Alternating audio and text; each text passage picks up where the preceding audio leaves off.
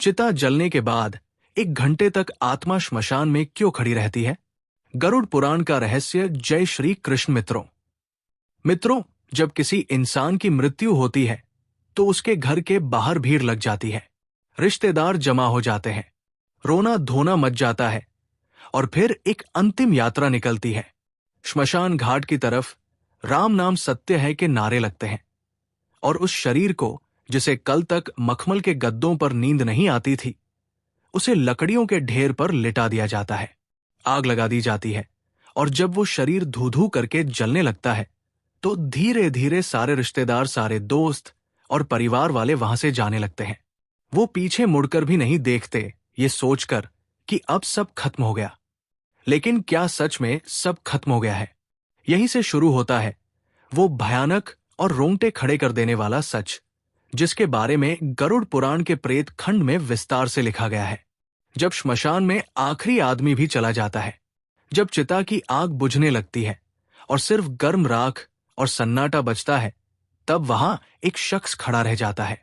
वो कोई इंसान नहीं होता, वो उसी मृतक की आत्मा होती है जो अपनी ही राख के पास खड़ी होकर उस मंजर को देख रही होती है।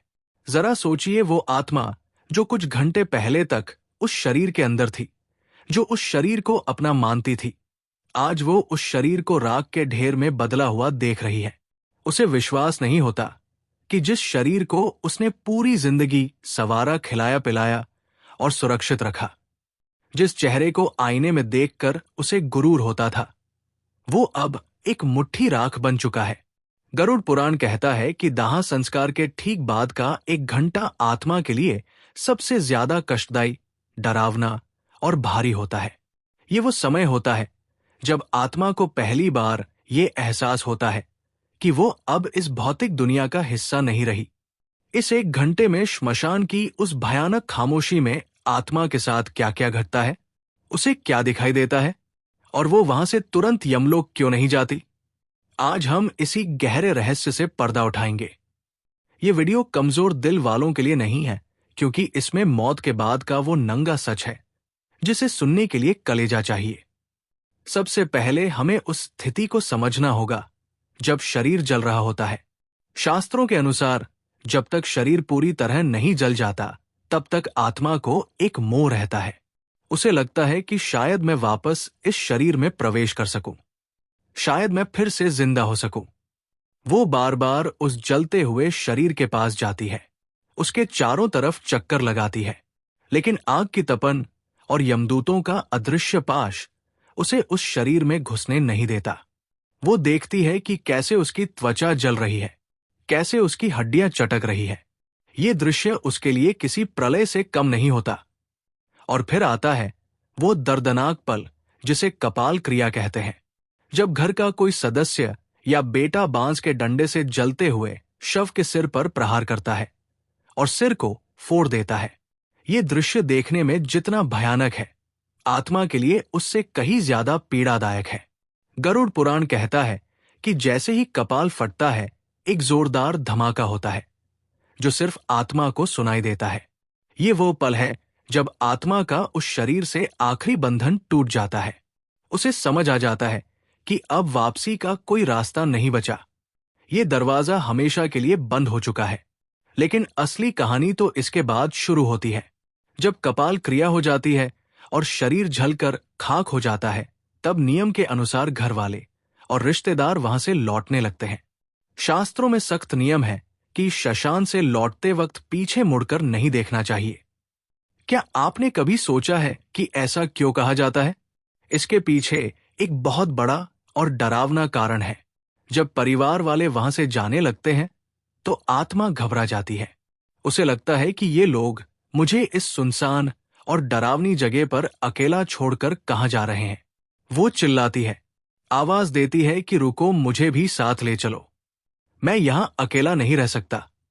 मुझे डर लग रहा है, लेकिन उसकी आवाज किसी को सुनाई नहीं देती, क्योंकि अब वो आवाज हवा में गूंजने वाली ध्वनि नहीं, बल्कि एक कंपन है। वो आत्मा दौड़ती है, अपने बेटे को पकड़ने की कोशिश करती है, अपनी पत्नी या पति को आवाज देती है, उनके कपड़ों को पकड़ने की कोशिश करती है, लेकिन उसका हाथ उनके शरीर के आर पार निकल जाता है। वो किसी को छू नहीं सकती, किसी को रोक नहीं सकती। और जब वो देखती है कि उसके अपने ही लोग, जिनके लिए उसने पूरी जिंदगी पाप किए, झूठ बोला, बेईमानी की, रात दिन एक करके पैसा कमाया, वो आज उसे एक अनजान जगह पर राख के ढेर के पास अकेला छोड़कर जा रहे हैं, तब उसे जीवन का सबसे बड़ा धोखा महसूस होता है। उसे समझ आता है कि दुनिया का कोई भी रिश्ता आखिर तक साथ नहीं देता। सब मतलब के साथी थे। जैसे ही शरीर ने साथ छोड़ा, सबने मुंह मोड़ लिया। अब सवाल आता है कि आत्मा उस शमशान में 1 घंटे तक क्यों रुकती है? वो तुरंत उनके पीछे क्यों नहीं जाती? गरुड़ पुराण के अनुसार श्मशान भूमि भगवान शिव का निवास स्थान मानी जाती है, लेकिन ये अतृप्त आत्माओं, भूतों और पिशाचों का गढ़ भी है। जब कोई ताजा मृत्यु होती है तो उस आत्मा के चारों तरफ एक सुरक्षा कवच होता है, जो उसे कुछ समय के लिए शमशान की नकारात्मक शक्तियों से बचाता है। लेकिन जैसे जैसे समय बीतता है, वो कवच कमजोर पड़ने लगता है। उसे 1 घंटे के दौरान आत्मा को शमशान में मौजूद दूसरी भटकती हुई रूहें दिखाई देने लगती है। उसे अजीब अजीब सी डरावनी आवाजें सुनाई देती है। वो देखती है कि वहां कई ऐसी आत्माएं हैं जो सैकड़ों सालों से मुक्ति के लिए तरस रही है, जो भूख और प्यास से तड़प रही है, जिनका शरीर विकृत हो चुका है। कुछ आत्माएं हवा में तैर रही होती है, तो कुछ जमीन पर रेंग रही होती है। वो नई आत्मा को देखकर उसकी तरफ लपकती है, उसे डराने की कोशिश करती है। ये दृश्य देखकर वो नई आत्मा डर के मारे कांपने लगती है। वो छिपने की जगह ढूंढती है, लेकिन शमशान के खुले मैदान में छिपने की कोई जगह नहीं होती। उसे अपनी गलतियों का, अपने पापों का पछतावा होने लगता है। वो सोचती है कि काश मैंने जीवन में कुछ पुण्य किया होता, काश मैंने भगवान का नाम लिया होता तो आज मुझे ये दिन नहीं देखना पड़ता। गरुड़ पुराण कहता है कि उस 1 घंटे में आत्मा को यमदूत तुरंत नहीं पकड़ते। वो उसे छोड़ देते हैं ताकि वो अपनी आंखों से देख सके कि जिस शरीर और जिस संसार पर उसे इतना घमंड था, उसकी असली औकात क्या है। ये शमशान वैराग्य का क्षण होता है, आत्मा को ये एहसास दिलाने के लिए कि तूने क्या खोया है और क्या पाया है, उसे वहां रुकना पड़ता है। उस समय आत्मा को एक बहुत ही विचित्र अनुभव होता है। उसे समय का ज्ञान नहीं रहता। जो हमारे लिए 1 घंटा है, वो उस आत्मा के लिए कई दिनों के बराबर लगता है। उस अकेलेपन में, उस सन्नाटे में उसे अपने जीवन की रील दिखाई देने लगती है। गरुड़ पुराण इसे जीवन समीक्षा या लाइफ रिव्यू कहता है। बचपन से लेकर जवानी तक और जवानी से लेकर बुढ़ापे तक उसने जो भी कर्म किए, चाहे वो बंद कमरे में किए हो या सबके सामने, सब कुछ उसकी आंखों के सामने तैरने लगता है। उसने किस किस का दिल दुखाया, किस किस का हक मारा, किस किस को धोखा दिया, वो सब उसे याद आने लगता है। और सबसे बड़ी बात, उसे ये भी दिखाई देता है कि उसके उन कर्मों का दूसरों पर क्या असर पड़ा। अगर उसने किसी गरीब की मजदूरी मारी थी तो उसे उस गरीब के बच्चे भूख से रोते हुए दिखाई देते हैं। अगर उसने किसी जानवर को पत्थर मारा था तो उसे उस जानवर का दर्द महसूस होता है। ये मानसिक पीड़ा शारीरिक पीड़ा से कई गुना ज्यादा होती है। आत्मा चीखती है, रोती है, लेकिन वहां उसके आंसू पचने वाला कोई नहीं होता। वहां सिर्फ हवा की सनसनाहट होती है और दूर कहीं कुत्तों के रोने की आवाज। ये वो समय है जब इंसान को अपनी असलियत का पता चलता है। उसे समझ आता है कि जिन पर प्रतिष्ठा और पैसों का उसे इतना घमंड था, वो सब तो शमशान के गेट के बाहर ही छूट गए। अंदर तो सिर्फ वो और उसके कर्म ही आए हैं। श्मशान की उस भूमि पर खड़े होकर आत्मा देखती है कि उसके शरीर की राख अब ठंडी हो रही है। वो उस राख को छूने की कोशिश करती है। उसे याद आता है कि इसी शरीर पर वो महंगे कपड़े पहनती थी, इसे इत्र से महकाती थी। लेकिन आज ये राख हवा में उड़ रही है और कोई इसे समेटने वाला भी नहीं है। ये शून्यता उसे तोड़ देती है। लेकिन कहानी यही खत्म नहीं होती। जब वो 1 घंटा बीत जाता है और परिवार वाले घर की तरफ काफी आगे निकल चुके होते हैं, तब आत्मा का मोह फिर से जागता है। वो डरती है, घबराती है और भागते हुए अपने परिवार के पीछे जाती है। वो देखती है कि उसके बेटे और भाई बातें करते हुए जा रहे हैं। वो उनकी बातें सुनने की कोशिश करती है। कई बार उसे ये सुनकर धक्का लगता है कि वे लोग उसके जाने का दुख मनाने के बजाय उसके बैंक खाते और जायदाद की बातें कर रहे हैं। वे चर्चा कर रहे होते हैं कि अब दुकान कौन संभालेगा, मकान का बंटवारा कैसे होगा। ये सुनकर आत्मा को ऐसा लगता है जैसे किसी ने खंजर घोंक दिया हो। वो चिल्लाती है, अरे मूर्खों, मैं अभी गया भी नहीं और तुम लोगों ने बंटवारा शुरू कर दिया। लेकिन उसकी आवाज उन तक नहीं पहुंचती। इसीलिए कहा जाता है कि घर में प्रवेश करने से पहले लोहे को छूना चाहिए, आग को छूना चाहिए या नियम की पत्ती चबानी चाहिए। ये सब इसलिए किया जाता है ताकि अगर वो आत्मा मोहवश आपके पीछे पीछे घर तक आ गई है तो वो घर के अंदर प्रवेश ना कर सके। क्योंकि अगर मृत्यु के तुरंत बाद आत्मा घर में प्रवेश कर जाए और उसे मुक्ति ना मिले तो वो घर में प्रेत बनकर रहने लगती है। गरुड़ पुराण में लिखा है कि आत्मा को प्यास लगती है। बहुत तेज प्यास दाह संस्कार की गर्मी से उसका सूक्ष्म शरीर जल रहा होता है। वो पानी मांगती है। वो अपने घर के मटों के पास जाती है।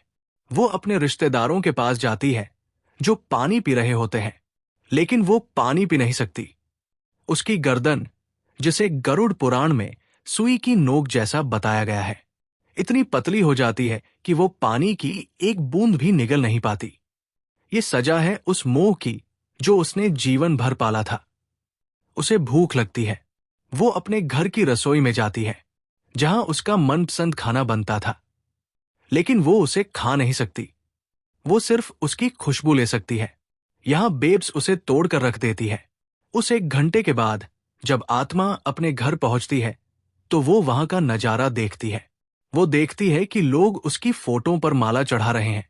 कुछ लोग उसके जाने का दुख मना रहे हैं तो कुछ लोग उसकी संपत्ति, उसके पैसे और उसके बंटवारे की बातें कर रहे हैं। ये देखकर आत्मा को गहरा आघात लगता है। उसे समझ आता है कि मेरे जाने के बाद भी दुनिया वैसी ही चल रही है। किसी के रुकने से कुछ नहीं रुकता। जिन पैसों के लिए उसने भाई से लड़ाई की, जिन गहनों के लिए उसने दूसरों का दिल दुखाया, आज वो सब यही धरे रह गए हैं और वो खाली हाथ नंगा और बेबस खड़ा है। उसे अपने ही घर में बेगानापन महसूस होता है। वो अपनी ही कुर्सी पर बैठना चाहता है, लेकिन बैठ नहीं पाता। वो अपने बच्चों के सिर पर हाथ रखना चाहता है, लेकिन रख नहीं पाता। वो अपनी पत्नी को रोते हुए देखता है और उसे चुप कराने की कोशिश करता है, लेकिन वो उसे महसूस नहीं कर पाती। ये असमर्थता आत्मा को पागल कर देती है। वो बार बार दीवार से टकराती है, आईने में खुद को देखने की कोशिश करती है, लेकिन वहां कोई प्रतिबिंब नहीं होता। गरुड़ पुराण ये भी बताता है कि मृत्यु के बाद आत्मा की याददाश्त, जिसे हम स्मृति कहते हैं, बहुत तेज हो जाती है। उसे अपने बचपन से लेकर बुढ़ापे तक का एक एक पल याद आने लगता है। उसने कब किससे झूठ बोला, कब किस गरीब को सताया, कब किस जानवर को मारा, उसे सब कुछ एक फिल्म की तरह दिखाई देने लगता है। उस वक्त उसे जो पछतावा होता है, उसकी आग चिता की आग से भी ज्यादा तेज होती है। वो चीखती है कि मुझे एक मौका और दे दो, मुझे वापस भेज दो, मैं सब ठीक कर दूंगा, मैं दान करूंगा, मैं पूजा करूंगा। लेकिन समय का पहिया उल्टा नहीं घूमता। उस समय आत्मा को यमदूतों का असली रूप दिखाई देने लगता है। जो यमदूत पहले उसे सिर्फ परछाई जैसे लग रहे थे, अब वो स्पष्ट होने लगते हैं। पापी आत्मा के लिए उनका रूप अत्यंत भयानक होता है। उनकी आंखें लाल अंगारों जैसी होती है, बाल बिखरे हुए होते हैं, दांत बाहर निकले होते हैं और हाथ में काला पाश होता है। वे आपस में बात करते हैं कि इस पापी को किस नरक में ले जाना है। उनकी बातें सुनकर आत्मा थरथर कांपने लगती है। लेकिन जो पुण्य आत्मा होती है, जिसने जीवन भर धर्म का पालन किया होता है, उसे वो यमदूत सौम्य और शांत दिखाई देते हैं। वे उससे आदर से बात करते हैं और उसे सांत्वना देते हैं। ये सब हमारे कर्मों का ही प्रतिबिंब है। जैसा हम करते हैं वैसा ही हमें अंत में दिखाई देता है। दोस्तों, ये 1 घंटा जो आत्मा शशान में और फिर अपने घर के दरवाजे पर बिताती है, ये उसे ये समझाने के लिए काफी होता है कि जीवन का असली उद्देश्य क्या था। हम पूरी जिंदगी भागते रहते हैं, पैसा कमाने के लिए, नाम कमाने के लिए, बड़ा घर बनाने के लिए। हम रिश्तों को दांव पर लगा देते हैं, नैतिकता को भूल जाते हैं, लेकिन अंत में उस एक घंटे में हमारे पास सिर्फ हमारे कर्म होते हैं। अगर आपने जीवन में किसी प्यासे को पानी पिलाया है तो उस वक्त आपको ठंडक महसूस होगी। अगर आपने किसी नंगे को कपड़ा दिया है तो उस वक्त आपको सुरक्षा महसूस होगी। लेकिन अगर आपने सिर्फ छीना है, सिर्फ बटोरा है, तो उस वक्त आपको सिर्फ तड़प मिलेगी। गरुड़ पुराण का ये ज्ञान हमें डराने के लिए नहीं है, ये हमें जगाने के लिए है। ये हमें बताता है कि जिस मौत से हम इतना डरते हैं वो तो आनी ही है, और जब वो आएगी तो हमारे बैंक बैलेंस, हमारी डिग्रियां, हमारे फॉलोअर्स कुछ काम नहीं आएंगे। उस एक घंटे में जब हम अपनी ही राख को देख रहे होंगे, तब हमें सुकून सिर्फ इस बात से मिलेगा कि हमने किसी का भला किया था। इसीलिए शास्त्रों में कहा गया है कि जब तक शरीर में प्राण है तब तक शुभ कर्म कर लो, दान करो, सेवा करो और सबसे जरूरी भगवान का नाम लो। क्योंकि गरुड़ पुराण में भगवान विष्णु खुद कहते हैं कि जो व्यक्ति मेरे नाम का जप करता है उसे मृत्यु के बाद यमदूत नहीं बल्कि मेरे पार्षद लेने आते हैं। उसे शमशान की उस भयानक गर्मी और अकेलेपन का सामना नहीं करना पड़ता, बल्कि उसे एक दिव्य विमान में बैठाकर सीधे वंठ ले जाया जाता है। श्मशान में उसे घंटे के दौरान आत्मा को कई और भी विचित्र अनुभव होते हैं। उसे वहां मौजूद पिंडी और चावल के गोलों को खाने की इच्छा होती है जो उसके पुत्र ने प्रदान किए हैं। गरुड़ पुराण के अनुसार पहले दिन का पिंडदान बहुत महत्वपूर्ण होता है। अगर विधि विधान से पिंडदान न किया जाए तो आत्मा को बहुत भूख लगती है और वो श्मशान में इधर उधर भटकती रहती है। कभी कभी वो श्मशान के पास के पेड़ों पर लटक जाती है या पानी के स्रोतों के पास जाकर अपनी प्यास बुझाने की कोशिश करती है। लेकिन बिना शरीर के प्यास बुझना नामुमकिन है। ये प्यास शारीरिक नहीं आत्मिक होती है, जो केवल मंत्रों और श्रद्धा से शांत हो सकती है। जो लोग श्राद्ध और पिंडदान को बेकार मानते हैं उन्हें यह समझना चाहिए कि यह भोजन शरीर के लिए नहीं बल्कि उस यात्रा के लिए है जिस पर आत्मा निकली है। बिना इस भोजन के आत्मा कमजोर हो जाती है और प्रेत योनि में जाने का खतरा बढ़ जाता है। एक और बात जो गरुड़ पुराण बताता है वो ये है कि उस समय आत्मा को अपने पूर्वज भी दिखाई दे सकते हैं। अगर उसके कर्म अच्छे रहे हैं तो उसके दादा परदादा जो पितरीक में है उसे लेने के लिए या उसे ढंढस बंधाने के लिए वहां सूक्ष्म रूप में आ सकते हैं। वे उसे कहते हैं कि डरो मत, हम तुम्हारे साथ हैं। ये मिलन आत्मा को बहुत शांति देता है। लेकिन अगर कर्म बुरे हैं तो उसे वहां सिर्फ अंधेरा और डरावनी आकृतियां ही दिखाई देती है। वो मदद के लिए पुकारता है लेकिन कोई नहीं आता। ये अकेलापन ही नरक की पहली सीढ़ी है। हमें ये समझना होगा कि हमारा शरीर 5 तत्वों से बना है: मिट्टी, पानी, आग, हवा और आकाश। जब शरीर जलता है तो ये 5 तत्व वापस प्रकृति में मिल जाते हैं, लेकिन आत्मा जो इन तत्वों से परे है वो वही रह जाती है। उसका सूक्ष्म शरीर, जिसे हम यातना शरीर भी कहते हैं, वो बना रहता है। इसी शरीर के माध्यम से वो सुख और दुख महसूस करती है। चिता की आग उसे जला नहीं सकती, लेकिन उसके कर्मों की आग उसे अंदर तक झुलसा देती है। आज की भागदौड़ भरी जिंदगी में हम इन बातों को अंधविश्वास मानकर नकार देते हैं। हम सोचते हैं कि मरने के बाद किसने देखा है, क्या होता है? विज्ञान सबूत मांगता है, लेकिन हमारे आश मुनियों ने अपनी दिव्य दृष्टि से इन लोकों को देखा है और गरुड़ पुराण के रूप में हमें ये नक्शा दिया है ताकि हम रास्ता ना भटके। ये एक गाइड बुक है, एक मैनुअल है जो हमें बताती है कि इस जीवन के बाद की यात्रा कैसे करनी है। अगर हम इसे नजरअंदाज करेंगे तो नुकसान हमारा ही है। जैसे किसी अनजान देश में जाने से पहले हम वहां के नक्शे और नियमों को समझते हैं, वैसे ही मृत्यु के बाद की दुनिया को समझना भी जरूरी है। गरुड़ पुराण में यह भी बताया गया है कि जिन लोगों की अकाल मृत्यु होती है, यानी जो समय से पहले दुर्घटना, आत्महत्या, हत्या या किसी महामारी के कारण मर जाते हैं, उनकी स्थिति उसे 1 घंटे में और भी ज्यादा दर्दनाक होती है। उन्हें समझ ही नहीं आता कि उनके साथ क्या हुआ। वो अपनी कटी फटी या जली हुई देह को देखकर और भी ज्यादा डर जाते हैं। उनका मोह और भी ज्यादा गहरा होता है, क्योंकि उनकी इच्छाएं अभी अधूरी होती है। उनका जीवन चक्र पूरा नहीं हुआ होता। ऐसे में उनके लिए पिंडदान, तर्पण और नारायण बलि जैसी पूजा और भी ज्यादा जरूरी हो जाती है।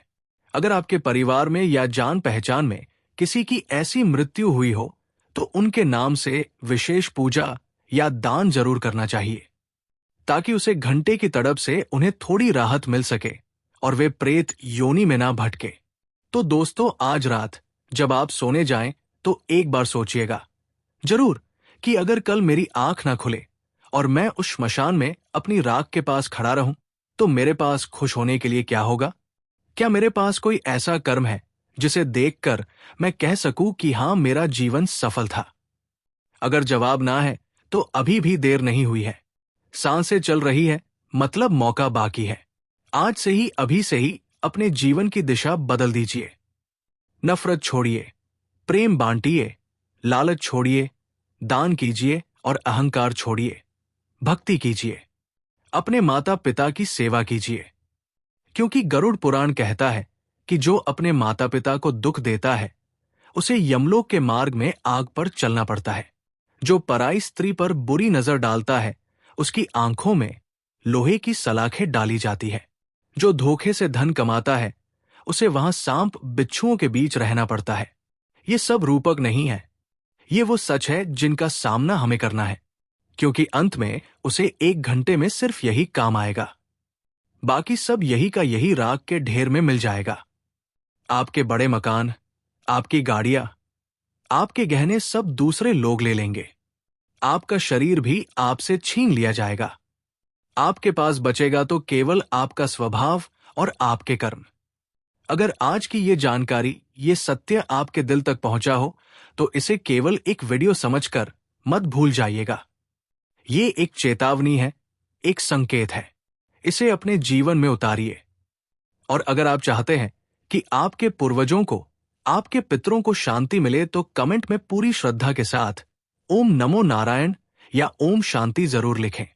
यह छोटा सा मंत्र उन भटकती आत्माओं तक एक सकारात्मक ऊर्जा पहुंचा सकता है और इस सत्य को अपने दोस्तों और परिवार के साथ जरूर बांटें, ताकि वो भी इस अज्ञान की नींद से जाग सके। याद रखिए, मौत अंतिम सच है, लेकिन कर्म मौत से भी बड़ा सच है। हम अक्सर मौत से डरते हैं, लेकिन हमें डरना चाहिए उस जीवन से जो हमने व्यर्थ गवा दिया। हमें डरना चाहिए उन आंसुओं से जो हमारी वजह से किसी की आंखों में आए। हमें डरना चाहिए उस विश्वास से जो हमने तोड़ा, क्योंकि यही वो चीजें हैं जो श्मशान में हमारे सामने खड़ी होंगी। अंत में मैं बस इतना कहना चाहूंगा कि जीवन एक सराय है। हम सब यहां मुसाफिर हैं। कोई जल्दी चला जाएगा, कोई देर से, लेकिन जाना सबको उसी श्मशान में है, उसी राख में मिलना है। तो क्यों ना हम इस सफर को इतना खूबसूरत बनाएं कि जब हम जाए तो लोग हमारे लिए रोए, ना कि हमारी बुराई करें। क्यों ना हम इतने पुण्य कमा ले कि जब हम उस श्मशान में अकेले खड़े हो तो हमें डर ना लगे, बल्कि एक संतोष हो कि मैंने अपना जीवन सही तरीके से जिया। और जब यमदूत आए तो हम मुस्कुराते हुए उनके साथ चल पड़ेगा नई और बेहतर यात्रा की ओर। आपको हमारी वीडियो पसंद आई हो तो हमारे चैनल को लाइक और सब्सक्राइब करें। कमेंट बॉक्स में जय श्री कृष्ण अवश्य लिखें।